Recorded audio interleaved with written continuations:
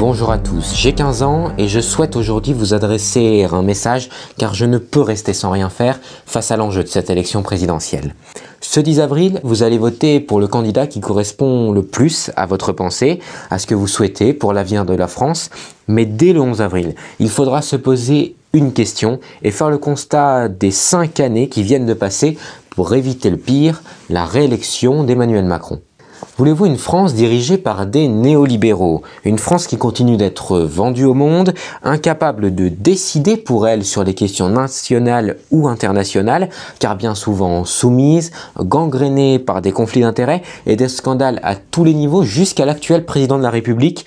L'affaire McKinsey n'en est d'ailleurs qu'un petit exemple. Les petits arrangements au plus haut niveau, les compromis avec la démocratie, ça ne peut plus durer. Ne vous leurrez pas, ce ne sont pas ceux qui ont mené une politique destructrice pour notre pays depuis bien des années et qui aujourd'hui vous disent pouvoir sauver la France, la rendre plus belle, plus forte. Non, ce ne sont pas eux qu'il faut croire. Croyez-vous vraiment un instant que celui qui a poursuivi la liquidation de l'hôpital pendant 5 ans va comme par miracle améliorer notre système de santé?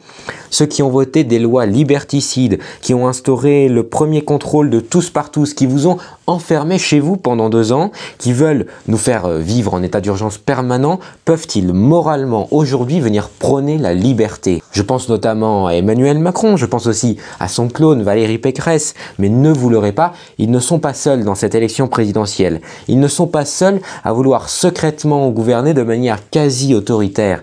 Vos libertés valent plus qu'un QR code. Ainsi, comme beaucoup d'autres, je crois qu'il sera temps, dès le soir du premier tour, d'unir nos forces et peut-être de tendre la main. Si vous êtes profondément convaincu qu'une démocratie où 70% des lois sont passées par ordonnance, c'est-à-dire sans le vote de l'Assemblée nationale n'en est plus vraiment une, alors oui, il sera temps d'unir les forces de tous ceux qui pensent que 5 ans de plus serait fatal pour notre pays.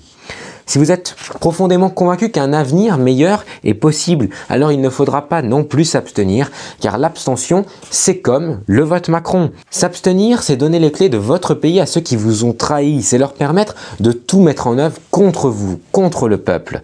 Ne cédez pas à la fatalité, ne cédez pas ni face aux sondages, ni face aux médias, qui défendent leurs intérêts et ceux du pouvoir en place. Reprenez ce pouvoir, reprenez les clés de vos vies, de la nation.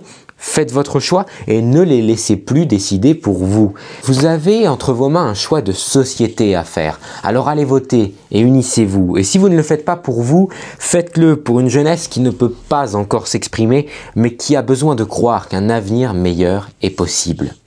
Merci à tous d'avoir regardé cette vidéo sur Studio PM France. N'hésitez pas à la partager, à la relayer massivement avant ce premier tour et faites le bon choix. À très vite.